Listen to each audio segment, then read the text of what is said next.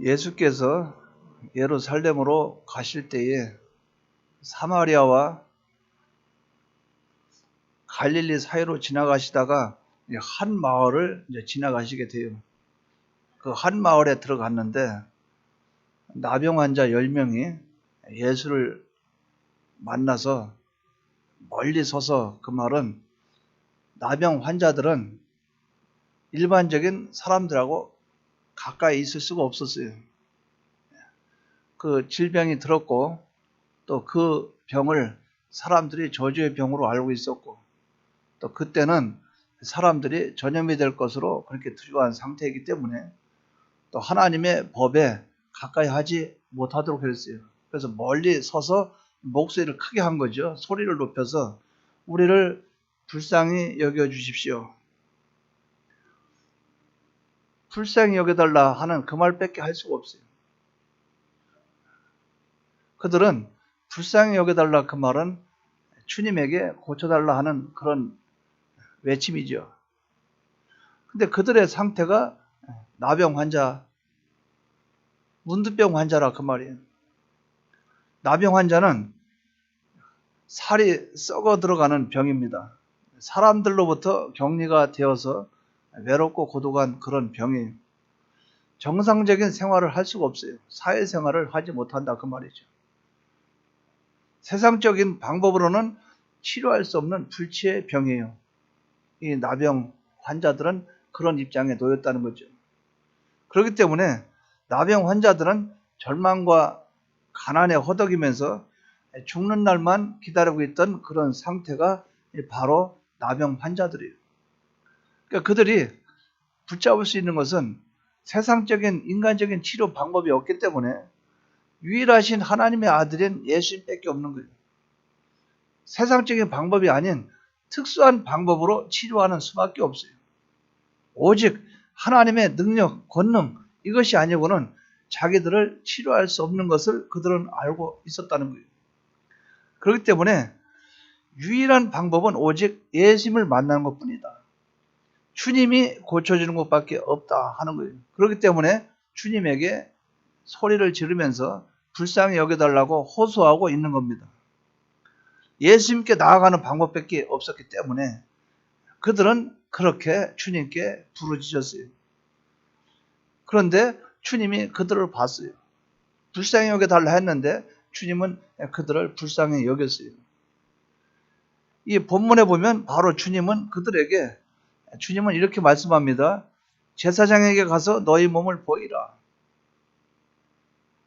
이것은 무슨 말이냐 하면 구약에는 나병이 있죠. 그 병에 대한 병이 걸렸다 또 병이 나았다 하는 그 판정을 누가 했는가? 제사장이 했어요. 이게 어떤 사람들이 몸에 반점이 생기거나 붉은 점이 생기거나 또 그 살이 썩어 들어가거나 그렇게 하면은 그것을 제사장에게 몸을 보이면 제사장이 이것은 나병이다. 그러면 나병 환자 판정을 내리고 또 뒤에 시간이 지날 후에 다시 몸을 살펴봤을 때 몸이 정상적인 몸으로 돌아왔다 하면은 이것은 나병이 아니고 이것은 우리 몸에 종기나 피부병이나 그런 종류였다 판정이 내려지면 정상인으로 돌아오게 되는 거예요.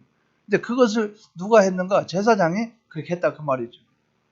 그러니까 주님은 그들을 고쳐주시기로 주님은 이미 마음속에 결정하셨고 그들에게 제사장에게 가서 보여라 그 말은 이들은 지금 나병 환자지요.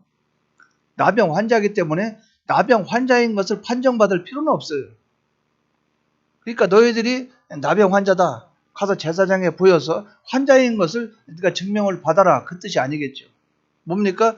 나병 환자에게 제사장에게 가서 네 몸을 보이라 그 말은 나섰다는 것을 제사장으로 하여금 판정을 받아라 이 뜻이죠. 그러면 주님은 이들을 고쳐주시겠다는 거예요. 그런데 이들이 제사장에게 가는 과정에 10사람이 다 깨끗함을 받았어요. 10명이 주님에게 왔어요. 와서 고쳐달라고 그랬어요. 주님은 그들에게 제사장에게 가라고 그랬어요.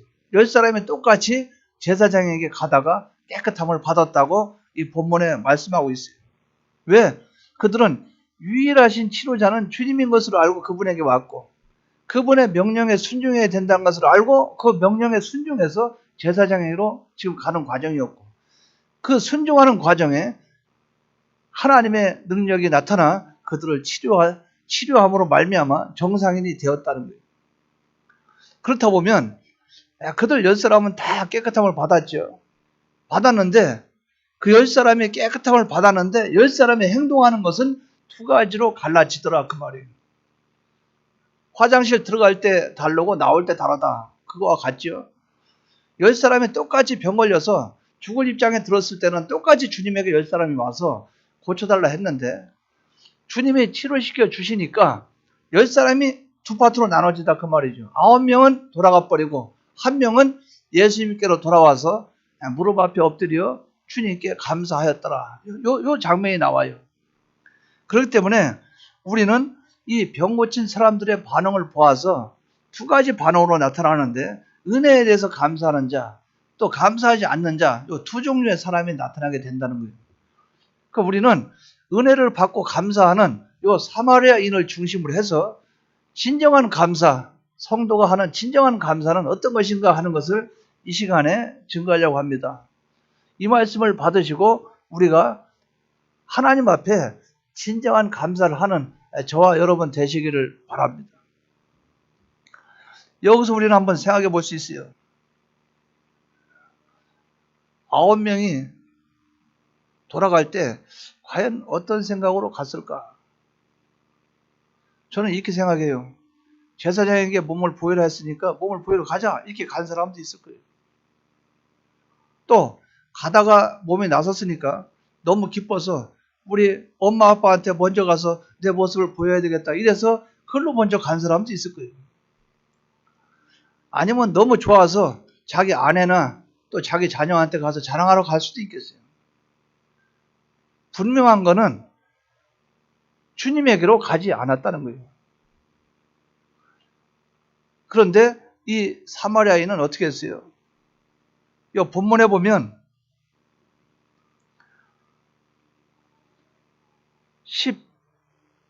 16절에 보면 예수의 발 아래에 엎드려 감사하니 그는 사마리아 사람이라 이방인이라 그 말이죠.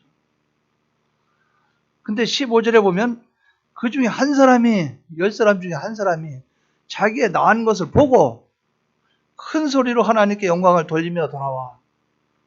이 한 사람은 자기가 나은 것을 알고 9사람은 각자 인간적인 생각과 인간적인 방법에 따라서 각자 행동하러 갔는데 이 사마리아 사람은 이방인은 주님에게로 돌아온 장면이 나타나게 된다 그 말이죠.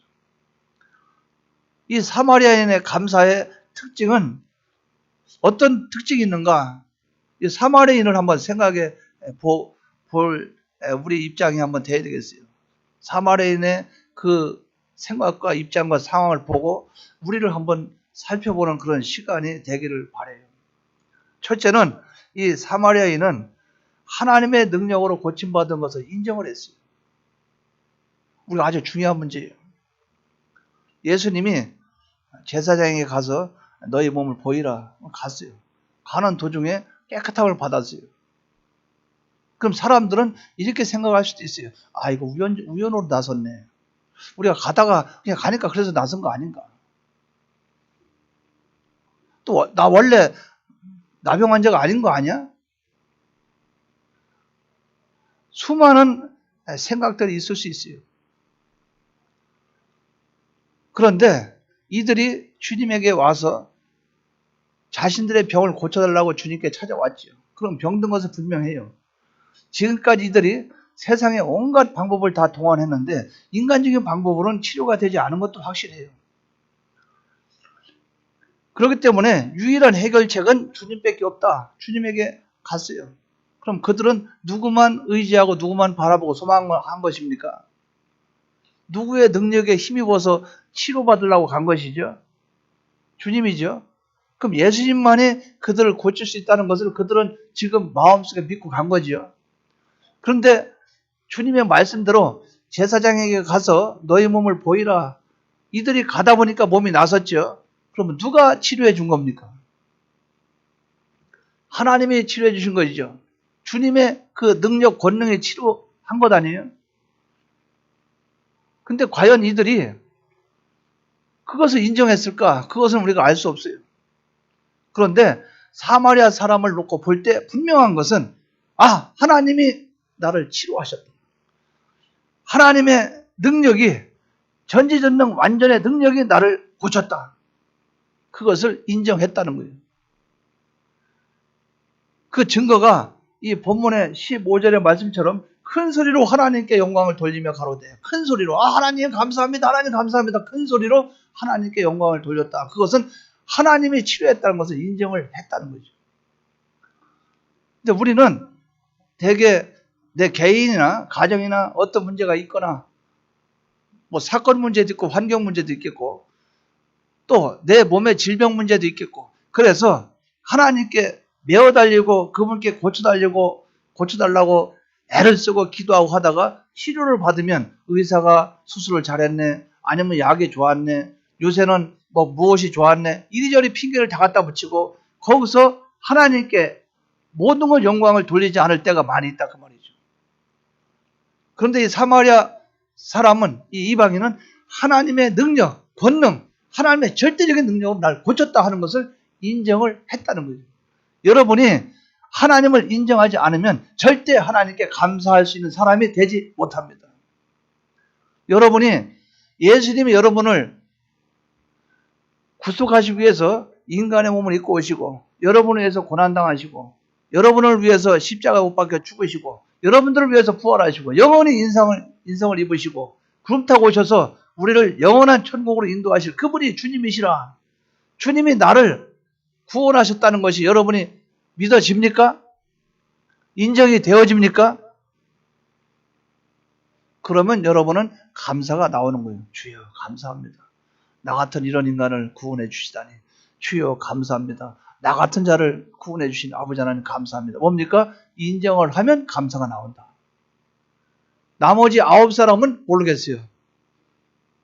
인정을 했는지 안 했는지 모르겠어요. 어쨌든 주님에게로 빨리 돌아오지 않은 것을 봐서는 이들은 인간적인 생각이 앞서가고 있다고 볼 수가 있어요.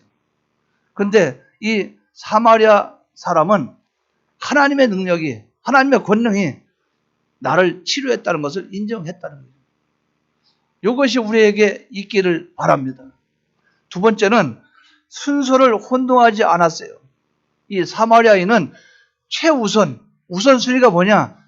우선순위가 하나님께 감사하는 거예요. 순서를 혼동하지 않는 그런 감사가 우리에게 있기를 바랍니다. 고침받은 사람들은 각각 나름대로 생각대로 움직였어요. 먼저 아버지께, 먼저 제사장에게, 먼저 우리 가족에게, 먼저 내가 가서 맛있는 것도 못 먹었는데 가서 한번 오늘 돼지고기 실컷 먹자. 가서 오늘 뭐 실컷 뭐 하자. 그러고 나서 감사하면 안 되나. 우선순위에서 이들은 먼저 거기에서 사마리아인은 먼저 주님에게로 주님께 감사하고 먼저 주님을 찾아가는 것이 우선순위였고 이들은 인간적인 방법과 생각이 우선이었다는 거죠. 우선순위에서 우리는 먼저 하나님부터 생각하고 먼저 주님에게 감사하는 이것이 돼야 된다는 거죠. 자, 식사할 때 먼저 뭐부터 해야 돼요? 기도부터 해야 되죠. 밥 먹고 나서 그 뒤에 기도하면 안 되겠죠. 자, 교회 와서 제일 먼저 와서 교회 와서 앉아서 뭐부터 해요? 기도부터 하고. 먼저, 항상 먼저가 있다 그 말이죠. 집에서 가족들이 둘러앉아서 식사해요. 누구에게 먼저 국이나 음식을 누구한테 먼저 놔줘야 돼요? 네, 제일 어른한테. 거기서 제일 어른한테 먼저 밥도 먼저 떠주고 국도 먼저 떠주고 그래야 되죠. 근데 어떤 분이 그런 얘기를 해요. 나는 집에서 그냥 찬밥인가 봐. 그 아버지가 그래요. 왜 그러니까 우리 와이프가 국을 떠줘도 애들부터 먼저 쫙 주고 나중에 날 주고 또 맛있는 고기 있으면 뜯어서 어서 먹으라고 아빠는 옆에 놔두면 당신은 그냥 알아서 골라서 먹고 알아서 하라고. 그러니까 우선순위에서 뒤로 밀리니까 괜히 질투가 난다. 나도 사랑받고 싶은데 이런 사람도 있대요. 뭐예요? 우선순위에서 밀려나면 참 섭섭한 거예요. 그러니까 자기 마음속에 그 엄마 마음속에 자식이 먼저 있는 거죠. 그러니까 자식에게 해주는 거죠. 과거에는 방이 있으면 저희 집 같은 경우는 친척 집에 한번 놀러 가고 그래도 저 안쪽에 방이 있고, 그리고 요게 방이 있고, 마루가 있고, 이렇게 있어요. 그럼 여기에 이제 부엌에서 음식을 만들면 삥 들어오기 힘드니까 벽을 뚫어가지고 요만한 거죠. 쪽문. 문 열면 음식만 들어오는 문이 있어요. 그거 열어가지고. 그러면 놓으면 탁탁탁 놓으면 저 안쪽에 할아버지, 할머니, 거기다 이제 아버지 같이 앉고, 그 밑에 이제 가족들 앉고, 그 밑에 순서대로 쭉 앉다가 제일 나중에 부엌에는 엄마. 그 엄마는 음식 먹고 나면 막 이렇게 남는 거 먹고 이런 식이래요. 같이 식사도 잘 못해. 그런 시대가 있었어요. 그건 옳은 것은 아니죠. 옳은 것은 아닌데, 그때 시대에는 생활 규범이 있었고 질서가 있었고 윗사람에 대한 공경은 있었다는 거죠. 근데 우리는 하나님 아버지 앞에 감사하는 그 감사의 순서에 있어서는 우선순위가 먼저 하나님께 감사하는 것이 먼저다. 내 일을 생각하는 것이 아니고 내 입장을 생각하는 것이 아니고 먼저 하나님께. 그래서 성경에도 먼저 우선순위가 그의 나라와 그 일을 구하라. 이게 중요하다는 거죠. 내가 주님을 쫓겠지만은 나로 가서 먼저 내 아버지를 장사하고 장례식 치르고 주님을 따르면 안 되겠습니까? 주님은 뭐라고 말씀해요? 죽은 자들로 하여금 장사 치르게 하고 너는 나를 따르라. 먼저 우선순위가 뭐냐? 나를 따르는 것이 먼저라 그 말이죠. 그러니까 우리는 이런 면들을 바로 생각해서 순서를 혼동하지 않는 요 감사가 우리에게 있기를 바랍니다. 그러면 이 사마리아인은 먼저 뭡니까? 먼저 우선순위가 감사부터 한 거죠. 주님에게 먼저 달려왔어요. 그 무릎을 꿇고 엎드려서 살해했어요. 감사를 했어요. 감사합니다. 감사합니다. 그러고 나서 자기 할 일로 돌아가면 되는 거죠. 제사장한테 찾아가고 몸을 보이고 그 다음에 자기 아버지한테 가고 고향에 가고 어디 가고 볼 일 얼마든지 할 수 있어요. 우선순위가 중요하다 그 말이죠. 먼저 하나님께 감사하는 저와 여러분 되시기 바랍니다. 세 번째는 그의 감사는 이 사마리아인은 어떤 감사인가? 행동으로 보여준 감사예요. 9명도 모두 예수님에 대한 감사는 다 있었죠. 아니 병이 나섰는데 가면서 아이고 나머지 9명이 가면서 예수님이 고쳐주셨어. 참 감사하지. 그렇지. 그러면서 행동은 주님에게로 안 가요. 그냥 딴 데로 가고 있어요. 맞아. 우리 이랬다면 우리 썩어서 죽는 기라. 몸에 고름이 나오고 완전히 우리는 뭐 죽는 기라. 주님이 말씀 한마디 순종했더니 이거 봐. 자네 손 좀 내밀어 봐. 아이고 다 나섰네. 서로 막 이러면서 갔을 거예요. 감사는 알겠는데 행동으로 표시 안 하고 안 한다 그 말이죠. 여러분들 진정 주님에 대한 감사가 있다면 행동으로 감사의 행동을 할 수밖에 없다 그 말이죠. 이 사마리아인은 행동으로 나타낸 감사였다. 9명은 모두 예수님에 대한 감사는 있었지만 그러나 행동으로 감사한 사람은 없었어요. 오직 사마리아 사람 한 사람밖에 없었다는 거예요. 감사는 표현으로 나타나야 되는 거예요. 감사는 행동이 수반되어야 됩니다. 야고보 기자는 뭐라고 말했는가? 행함이 없는 믿음은 죽은 믿음이라. 행함이 없는 믿음. 그러니까 믿음이 있다 하지만 행함이 없으면 그 죽은 믿음이라. 왜? 행동으로 따라갈 수밖에 없다 그 말이죠. 자, 어떤 남자가 어떤 여인에게 난 당신을 사랑합니다.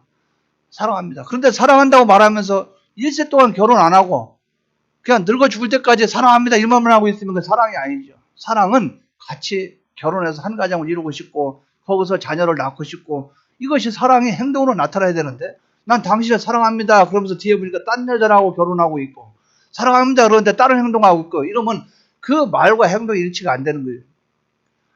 진정한 감사는 행동에 따라가야 된다 그 말이죠. 여러분 오늘 추수 감사 절기에 하나님께 감사하러 온 것이 맞습니까? 오늘 하나님께 감사하러 온 것이 맞아요? 자 그럼 하나님께 감사했습니까? 예, 아멘. 어떻게 하든 예배를 드린 것도 감사한 것이죠, 오늘.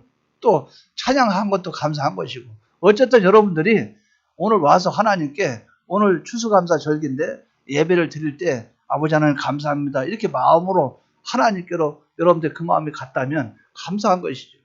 행동이 따라가야 됩니다. 행동이 따라가야 돼요. 이러한 감사가 있기를 바랍니다. 그러니까 이 사마리아인은 어떤 감사예요? 이 감사, 세 가지 감사 중에 누가 고쳐줬어요? 하나님이 고쳐준 것을 인정을 했어요. 그리고 우선순위는 먼저 무엇부터 했어요? 감사부터 했어요. 세 번째는 감사를 하는데 어떻게 말로 했어요? 행동으로 했어요? 행동으로 보여줬다. 행동으로 보여줬다. 이런 감사였다 그 말이죠. 이렇게 감사하니까 이 감사한 결과로 어떤 복을 얻었어요? 치료함을 받은 10사람 중 유일한 사마리아인의 감사의 결과가 어떻게 했는가? 이 본문을 쭉 보시면 19절에 보시면 하나님께서 영광을 받으셨어요.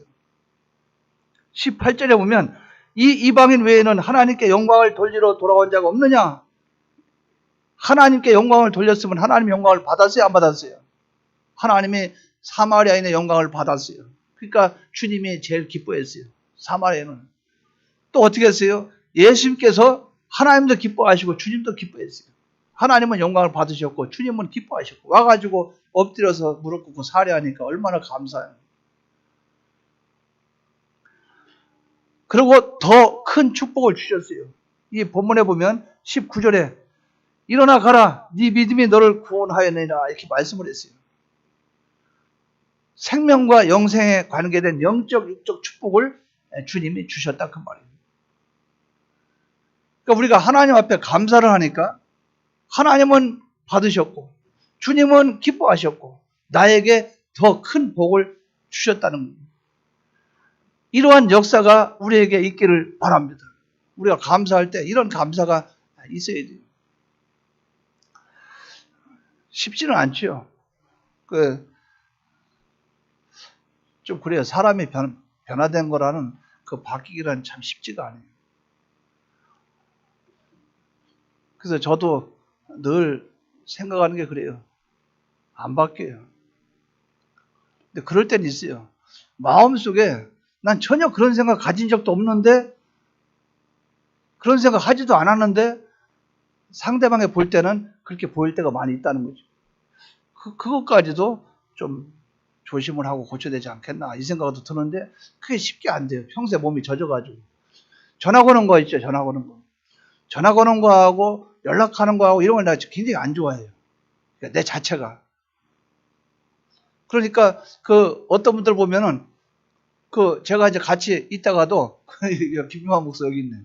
같이 이제 얘기하다 보면은 전화가 또 와요. 그러면 휴대폰 뭔데? 아유 우리 집사람이 그래.